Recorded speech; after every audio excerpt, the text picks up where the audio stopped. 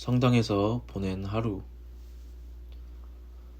그 남자가 무대에 오르는 날에 많은 사람들이 객석에 앉아 있었던 것은 아니다. 많지도 적지도 않은 사람들이 다시 3번, 4번, 심지어 5번까지도 극장을 찾았다. 그 남자의 공연 때 객석은 유난히 조용했다. 밝은 무대 앞 어두운 객석에서 아주 조용히 사람들은 그 남자의 공연을 관람했다. 여자는 그런 그 남자의 공연을 계속해서 밀어주었다. 팀원들을 설득하고 홍보팀에 부탁을 했다. 여자는 커튼콜이 끝나면 공연장을 찾은 모든 사람들에게 감사 인사를 했다. 남자는 분명 대사를 잊어버린 것처럼 연기를 하는 듯 보이곤 했다. 관객들이 눈치채기 쉬운 그런 연기였다. 외줄타기를 하는 광대처럼 매번 남자는 무대를 마치곤 했다. 얼굴과 등줄기에 흐르는 식은땀이 그 증거였다. 혼신의 연기가 아니라 육신의 연기였다. 밥벌이를 끊임없이 할 기회를 여자는 주었다. 남자는 여자에게 늘 감사하는 것처럼 보였다.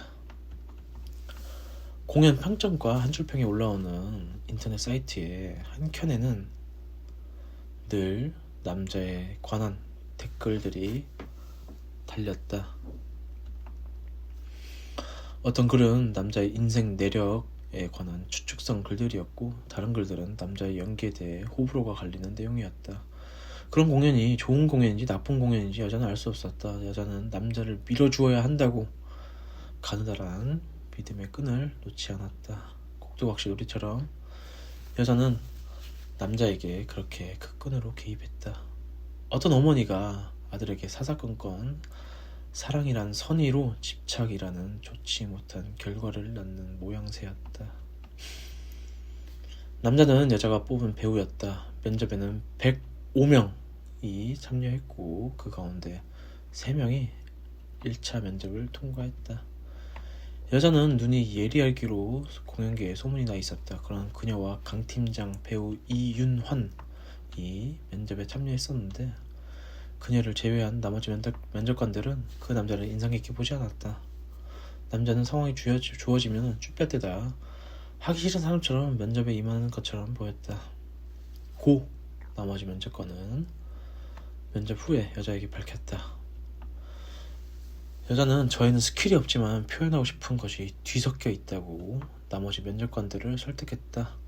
그 캐스팅 자리에는 여러 지망생들이 참가했다. 제각각 능숙하게 자신들의 연기를 펼쳐보았지만 여자는 그 남자를 선택했다. 굳이 그 남자를 뽑은 것은 뒤섞임 속에 울분, 슬픔이 배설물처럼 곁들여져 있다는 이유 때문이었다.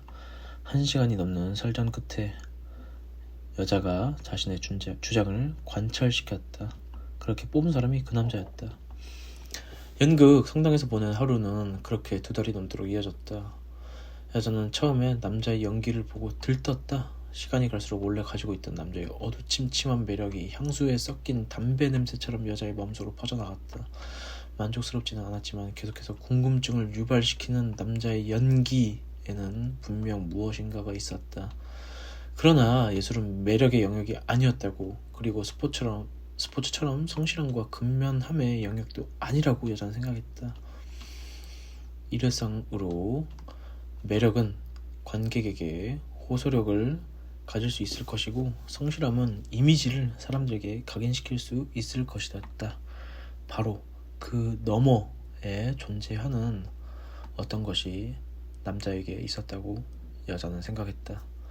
사람이 뒤를 캐고 싶게 만드는 그 어떤 것을 여자는 감지했다. 자위하는 소년이 자신의 몸에서 나온 희뿌연 액체를 물끄러미 지켜보는 것을 방문 사이로 쳐다보는 어머니의 마음을 그녀는 떠올렸다. 성황리나 매진 행진은 아니었지만 여자는 어떤 공연보다 보람을 느꼈다. 자신이 연출한 어느 공연보다 설렜다. 여름방학을 맞이한 아이처럼 그녀는 일을 했다. 여자의 아버지는 가구 사업을 했다. 여자의 아버지가 친구도 만날 겸 대구에 출장을 간다고 말한 어느 날, 여자는 에우리피데스의 메데이아를 또 떠올리고 말았다. 여자의 어머니는 여자를 낳고 오래전에 집을 나가 몇 년 전 집으로 말없이 돌아왔다. 여자의 아버지가 폭력을 휘두르거나 애정을 여자의 어머니에게 주지 않은 것은 아니었다. 여자의 어머니가 자신이 진실로 사랑하는 사람이 생겼다는 말을 하며 나갔었다고 여자의 아버지는 말한 적이 있었다. 여자의 어머니가 집에서 나가 있던 시절, 여자는 자연스레 자신과 남편을 버렸던 어머니를 증오했다. 증오의 대상이 더 이상 그녀의 집에 존재하지 않았기 때문에 그 증오라는 주먹은 헛손질을 반복하고 마는 것이었다. 메데이아에서는 한 여자가 남편에게 복수하기 위해 자식을 죽인다. 여자는 메데이아를 떠올리며 자식이 어머니에게 복수하기 위해 남편을 죽이는 것을 상상했다. 그녀는 늘 어머니를 대할 때 평정심을 혹은 평상심을 가지려 부단히 노력했다. 아버지가 잠시 멀리 나가 있는 동안 그녀는 그 충동을 억제하느라 애를 먹었다. 그날의 다음 날, 남자는 처음으로 여자에게 말을 걸었다. 혹시 몸이 안 좋거나 안 좋은 일이라도 있냐고 물어왔다. 여자는 자신의 꼭두각시가 정면으로 자신을 바라보는 듯한 언캐니 벨리를 느꼈다. 그냥 별일 없고 공연 준비나 잘 하시라고 그녀는 받아넘겼다. 남자는 반쯤 해맑게 웃으며 알겠다고 대답하고 분장실로 들어갔다.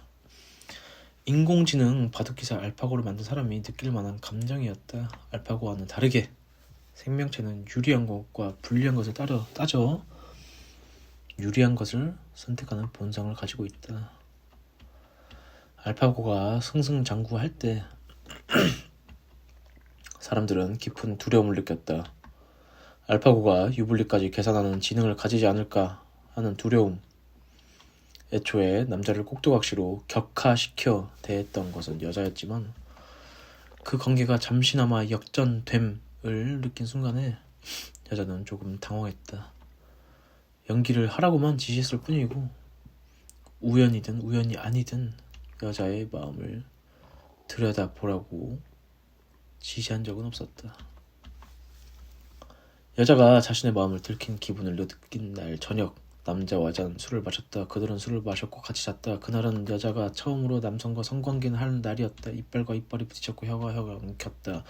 그 흥분 뒤에 이어지는 잠자리에서 남자는 무성의했다. 그의 성기는 정사 뒤에 축 늘어지다 쭈그러들었다. 그리고 남자는 담배를 태웠다. 여자가 문득 정신을 차린 순간은 그때였다.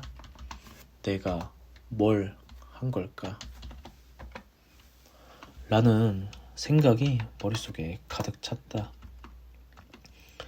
그 생각을 꼬리 물듯 이어서 든 생각은 여자는 처음부터 이 순간을 원했다는 것이었다. 처음 남자를 본 순간부터 그녀의 무의식에는 남자와 자야겠다는 생각이 들어있었다. 정사 후에 몰려오는 피곤함에 그들은 모텔에서 말 그대로 하룻밤을 보냈다. 아침이 되어보니 남자는 없었다. 여자는 남자가 있던 자리를 잠시 응시했다. 아무도 없는 모텔에서 그녀는 샤워를 하고 옷을 챙겨 입은 다음 화장을 다시 했다. 인생이란 이런 것인가. 모텔에서 나와보니 길 건너 나이키가 보였다. 그리고 나이키의 광고 Just Do It이 활기차게 유리문에 덮여 있었다. 신의 장난일까? 그녀는 고개를 돌렸다. 그날은 어느 날과 비슷하게 기억하고 싶은 일요일이었다. 여자가 예술 쪽에서 엘리트 코스를 밟아왔다. 사람들이 인정하는 예술대학을 수석 졸업했고 공부가 더 필요하다는 생각에 석사과정까지 밟았다. 그녀를 만나본 사람들은 그녀가 잘 될 거라고 누구나 생각했다. 그 느낌은 틀리지 않았다. 그녀는 공연기획 쪽에서 유명한 대기업에 입사해 실력을 키웠고 그 후에 규모가 작은 회사로 옮겼다. 그 회사에서 여자는 젊은 나이에 회사 운영까지 손을 뻗쳤다. 필요한 말만 골라서 할 줄 알았다. 감정은 늘 절제하는 편이었다. 그녀가 그러고 싶었던 것은 아니었다. 그녀는 등과 교환처럼 매사에 적당한 값만을 지불했다. 어렸을 적부터 본 영화 가운데 기억에 남는 영화는 손에 꼽을 정도였다. 연극은 그녀에게 달랐다. 연극은 인간 그 자체라고 그녀는 의식적으로 자기 자신에게 되뇌었다. 연극 쪽에서 일하는 남자들은 그녀 주위에서 맴돌았다. 그럴수록 그녀는 방어적으로 주변 사람 대했다. 정중한 거절부터 완곡한 돌려 세우기까지 그녀는 자기 자신을 지키고 싶어하는 것처럼 보였다. 그 일요일 아침 그녀는 집으로 돌아가지 않았다. 그녀는 거리를 걸었다. 공차 뚜레줄을 지나 고깃집 옆에 위치한 해장국집에서 그녀는 처음으로 혼자 해장국을 먹었다. 계속해서 누군가 그녀를 쳐다보지 않을까? 그녀는 걱정했다. 개눈 감추듯 그녀는 해장국을 한 그릇 비웠다. 해장국집에 있는 커피 기계에서 100원을 넣고 커피를 마셨다. 몇 번 마셔본 믹스커피이지만 유난히 그날의 커피는 달달했다. 그 달달함이 나쁘게 느껴지지도 않았다. 일요일 아침이라 그런지 해장국집 앞에 앉아 본 대학로의 거리는 한산했다. 그것이 거짓말처럼 느껴졌다. 지난 밤도 거짓말이고 거리의 한산함도 영화의 한 장면처럼 누군가 연출한 한산함처럼 인위적으로 느껴졌다. 생각해보니 거지가 없었기 때문인 것 같기도 했다. 그녀는 자신의 갑작스런 잔혹함에 놀랐다. 거리 풍경의 소품처럼 거지를 의식했다는 자신의 잔혹함에 학부 졸업식 때 지도교수가 여자의 졸업을 축하하며 한 말을 여자는 떠올렸다. 언제나 학생에게 존댓말을 하던 교수였다. 인생은 연극이 아니죠. 미연 씨는 그것을 기억해야 합니다. 미연 씨는 똑똑하고 모범적으로 우리 학교를 졸업했습니다. 축하할 일이죠. 저도 그런 마음입니다. 미연 씨는 앞으로 잘 해나갈 거예요. 제가 좋아하는 안톤 체호프는 체호프의 법칙으로 더 유명하기도 합니다. 미연 씨의 졸업을 축하하며 저는 그 체호프의 법칙을 조금 다른 방식으로 생각합니다. 발사된 총알은 언제나 자기 자신을 향해 돌아올지도 모른다. 총알의 궤적이 향하는 대상이 자기 자신인 것처럼 저는 요즘에 느껴져요. 그것을 기억해 두세요. 제가 이 말을 미연 씨에게 꼭 해드리고 싶었어요. 가끔 이해하지 못하는 말을 사람들은 하잖아요. 도통 무슨 소리인지 알 수 없는 말이었다. 그런데 그 일요일만큼, 그 아침만큼 그 말이 생각나기에 어울린 날은 없었다고 그녀는 기억했다. 그 일요일 아침에 대구에서 집으로 온 아버지는 순천의 석양을 보려 어머니와 나갔었다. 어머니가 순천의 석양을 보고 싶다고 했다. 여자는 매번 그 일요일이 기묘하게 느껴졌다. 사람이 갑자기 변하면 죽는다라는 격언을 떠올리게 하는 날이었다. 여자가 집으로 왔을 때 태양은 아파트를 비추고 있었다. 수직으로 트렌디한 패션의 젊은 남자가 등나무가 우거지는 아파트의 정자에서 담배를 피우고 있었다. 그녀는 그런 스타일의 남자를 한심하고 깊이 없는 사람으로 여겼다. 갑자기 그 남자의 모습을 보고 있자니 정반대의 스타일인 그 남자가 떠올랐다. 패션에는 조금도 관심이 없고 길거리를 지나다니면 배우인지 아닌지 눈치챌 수도 없는 남자. 분장실에서 귀를 후벼 파는 남자.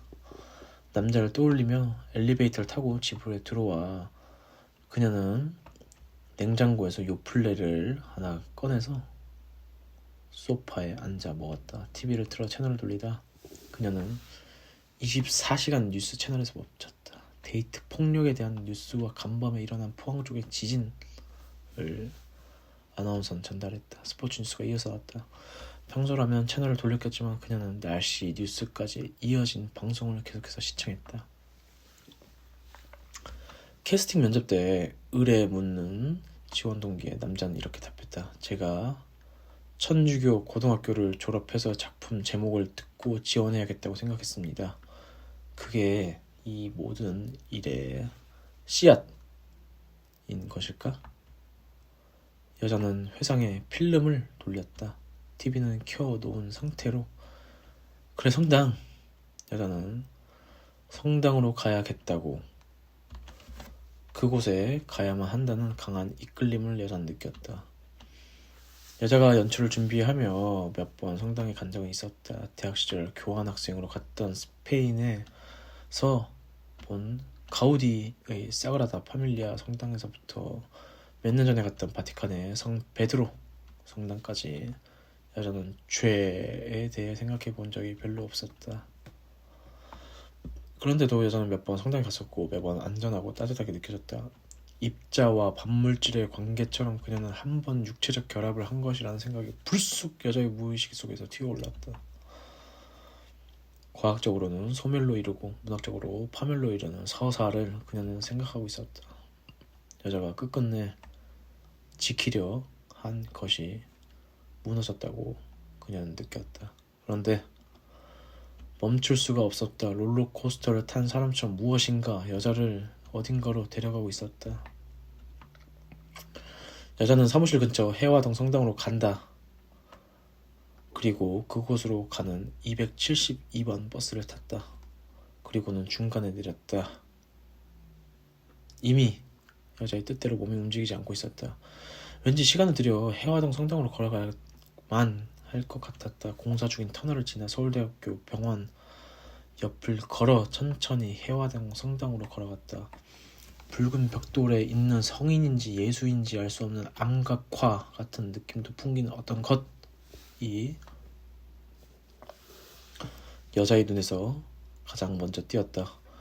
고개를 돌리고 있어. 여기에는 어떤 일인가? 라고 묻는 것처럼 여자에게 느껴졌다. 그녀는 그런 느낌을 묵살하고 성당으로 들어갔다. 여자의 아버지에게 메시지가 온 것도 그때였다. 어디니 딸? 여자는 답하지 않았다. 극장의 무대처럼 여자의 앞쪽 성당은 밝았고 여자의 뒤쪽에는 석양이 어둠을 들이우고 있었다. 포르투갈 작가 누노 멘데스가 쓴 성당에서 보내는 하루는 연극 성당에서 보낸 하루의 원작이다. 첫 문장부터 소설은 이렇게 시작한다. 나는 아버지가 돌아가셨다는 것을 실감하지 못하고 있었다. 기도는 드리고 있었지만 내가 주님 앞에서 무슨 말을 해야 할지 몰라 처음에는 대중가요를 불렀다. 성당에 아무도 없어서 다행이었지. 흡사 미친놈이 된 기분이었다. 그리고는 눈물이 흐르기 시작했다. 원래 눈물이 적은 나는 지금은 울어도 괜찮다. 내 잘못이 아니다. 아버지가 돌아가신 것은 등등의 말을 중얼거렸지만 해일처럼 아버지와의 추억이 나를 덮쳐오기 시작했다. 그리고 이어서 아버지와의 유년기 시절 추억이 떠오른 것은 아니었다. 내가 대학교를 입학했을 때 또 방황을 하다 어찌어찌 대학교를 졸업했을 때 얼음 송곳처럼 나를 찌른 기억은 아버지와 싸웠을 때의 기억이었다. 항상 나는 아니겠지 이런 마음을 가지고 살고 있었던 것이다. 그러니까 내 아버지가 돌아가신다고는 상상을 하지 못했던 것이다. 아버지의 성격이 싫어 아버지와의 대화 도중 그 자리를 박차고 집을 나가려던 기억. 그것을 말리는 아버지 앞에 약한 모습을 보이기 싫어 눈을 흘기며 집을 나오던 기억. 그때 집을 나와 하룻밤을 묵었던 이 성당. 그것 때문에 나는 성당에 들어와 있던 것이었다. 속죄라 하면은 속죄를 할 수 있겠지만 그런 것을 믿지 않는 나는 그냥 기분 전환 정도라도 하고 싶었던 것이다. 라고 도입부터 내면과의 전면전을 작가는 벌이고 있었다. 누노 멘데스는 책갈피 앞면에 아도니스적 매력을 뿜는 사진으로 나타나 있다. 시인 아도니스와 차이가 있다면 세로로 얼굴이 조금 더 길쭉했다는 것이다. 누노 멘데스는 포르투갈 출생으로 포르투 대학을 졸업하고 영화계를 전전하다 42살의 나이에 소설가로 데뷔한다. 리스본행 야간절차의 작가 파스칼 메르시어가 역사 속 개인에 초점을 맞춰 작품에 천착했다면 누노 멘데스는 개인 속 역사에 더 집중했다. 사람이 필연적으로 맞닥뜨리는 사랑하는 사람의 죽음을 주로 다뤘다. 여자가 성당에서 보낸 하루를 읽은 것은 스페인으로 유학을 간 대학 동기의 추천 덕분이었다. 발이 넓은 그 대학 동기는 자신이 먼저 원서를 읽고 그 책을 국내 출판사에 소개했다. 고유의 유전자 형질이 부모로부터 자식에게 전해지듯 성당에서 보낸 하루는 한국으로 들어왔다. 그 남자의 연기처럼 독자들의 호불호가 갈렸다. 네이버 블로그의 몇몇 글쟁이들과 예스24, 알라딘 등등의 MD 사이에 회자되다가 입소문이 퍼져나갔다. 부정적 감상은 주로 자폐적이다. 이런 사람이 존재하지 않는다라는 평이었지만 긍정적으로 보는 이도 적지 않았다. 인간의 심연을 믿고 싶어하는 이들이 주로 성당에서 보낸 하루를 공감하며 사이트에 댓글을 남겼다. 여자가 성당에서 보낸 하루를 택배로 배송받았을 때 늘 그렇듯 작품 해설은 읽지 않았다. 여자는 해화동 성당으로 발길을 옮기기 전 찜찜한 생각에 다시 성당에서 보낸 하루를 읽었었다. 왠지 모르게 읽지 않은 그 해설을 읽어야겠다는 생각을 했다. 천천히 해설을 읽으며 여자가 놀란 사실은 포르투갈 문화에 관심을 가진 어떤 이가 실제로 있었다는 것이고, 그보다 놀라운 사실은 그 사람이 그 남자였다는 것이었다. 그녀가 연출한 성당에서 보낸 하루의 주연이자 자신의 꼭두각시이자 하룻밤을 같이 보낸 상대, 그 남자였다. 어떤 음모론에 휘말린 듯한 기분이었다. 여자는 남자가 모텔에서 피운 담배 향을 떠올렸다. 문체는 도저히 그 남자의 문체라고 상상이 힘들 정도로 정갈했다. 아니, 그 남자는 원래 정갈한 사람일지도 모른다. 여자는 해설을 빠르게 읽어나갔다. 포르투갈 혁명, 대위들의 혁명이라고 불리는 혁명을 젊은 시절 체험한 누노 멘데스의 작품 세계는 귀환이다. 오랜 기자 생활을 하며 거주했던 도시로부터 원형적인 시골로 돌아갔다는 귀환. 포르투갈 혁명이 포르투갈 정치사적으로 독재를 몰아냈다는 점과 무혈혁명이었다는 점에서 긍정적인 특징을 보이지만 그 이후 군부와 좌익 세력의 불안정한 결합으로 혼란스러운 사회의 양상을 보이게 되었다. 누노 멘데스는 지독한 사회에 대한 환멸을 보이고 성당에서 보낸 하루를 집필하기 위해 5년간 사람들을 취재한다. 그런데 그는 자전적인 소설을 써나간다. 그것이 누노 멘데스의 아이러니이자 귀환이다. 타인을 공부해서 자신으로 돌아오는 아이러니컬한 귀환. 해설에 따르면 누노 멘데스는 영화 공부를 한 이후에 신문사에서 기자로 오래 일을 했다고 적혀 있었다. 기자 시절에는 누노 멘데스는 후에 소설 세계에 드러나는 맹아적 르포르타주 에세이를 통해 정부로부터 올해의 언론 인상을 받게 됐다. 르포르타주 에세이라는 장르는 여자에게 생경했다.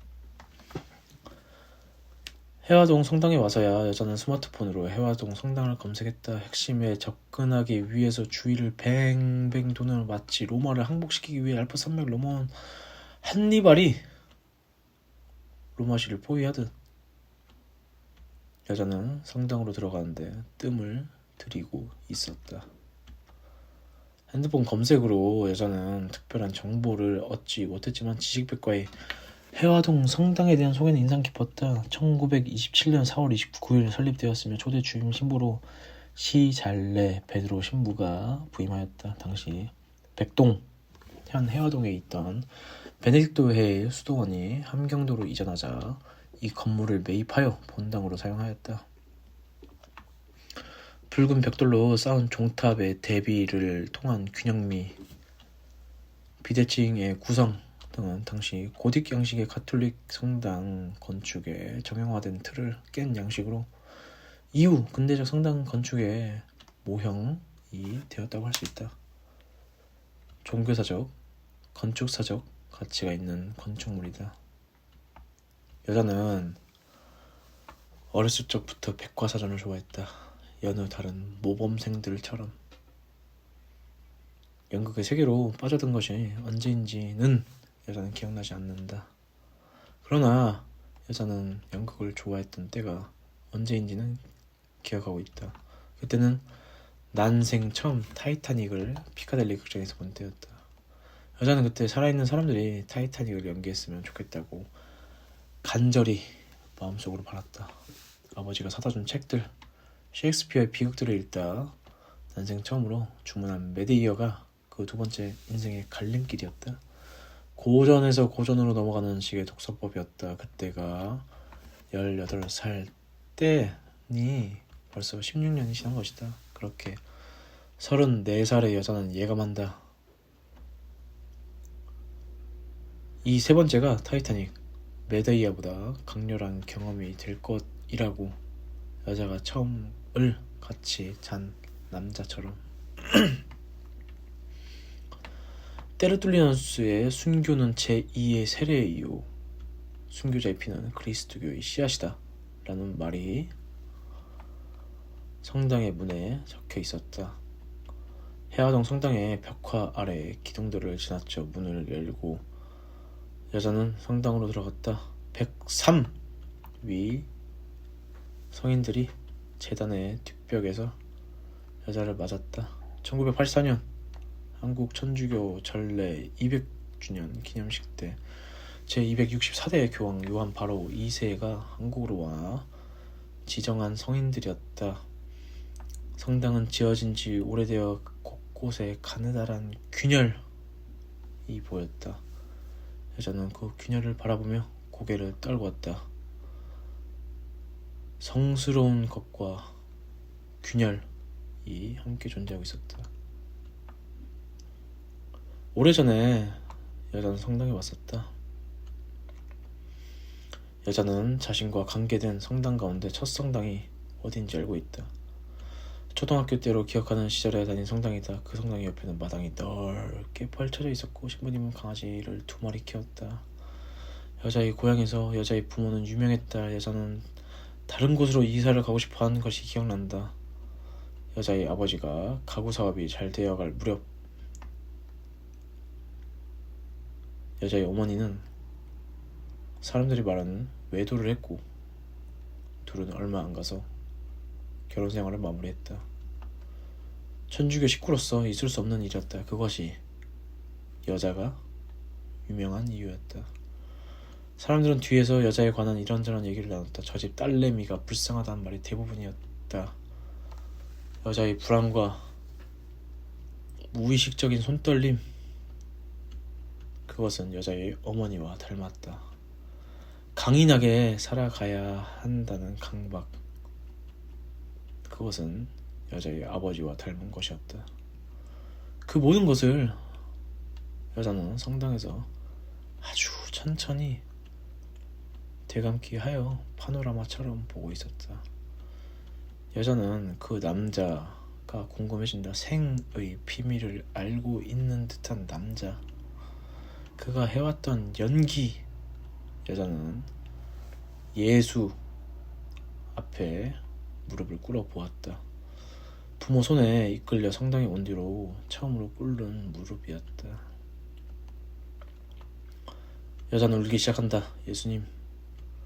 적막이 성당의 고요 위에 쌓였다. 고요라는 땅 위에 눈이 내리듯 적막이 내려앉았다. 아주 조용한 흐느낌, 훌쩍임, 숨소리의 파동이 공기를 통해 이곳 저곳으로 전달된다. 미세한 균열로부터 댐이 붕괴되듯 빙하의 갈라짐이 시작되듯 나비의 펄럭임은 태풍의 씨앗으로 변해간다. 끼익 한 소리와 함께 누군가 성당으로 들어왔다. 그 남자다. 여자는 너무 놀라 아무런 말도 나오지 않았다. 남자는 백삼 위 성인 쪽을 바라본다. 그리고 이야기한다. 나는 당신의 동생입니다. 당신의 어머니가 낳은 아들입니다. 나는 당신을 미행해서 지금 이곳까지 왔습니다. 놀라지 않았으면 좋겠습니다. 남자는 계속해서 말한다. 나는 사랑받고 싶었을 뿐입니다. 어머니로부터 사랑받는 것이 불가능했지요. 복수에는 관심이 없습니다. 누이랑 잔 것이 죄스럽지 않습니다. 내게 남은 피부치에게 사랑받고 싶었을 뿐. 여자는 이 비극의 빗나간 대상에 대한 복수 아닌 복수에, 연기에 더 이상 눈물이 흐르지 않는다. 그리고 그녀는 문득 남자를 이해할 수 있다는 느낌이 든다. 여자는 남자를 안는다. 그리고 그대로 오랫동안, 아주 오랫동안 남자의 심장 박동에서 느껴지는 따스함을 느낀다. 고향으로부터 불어온 따스함을.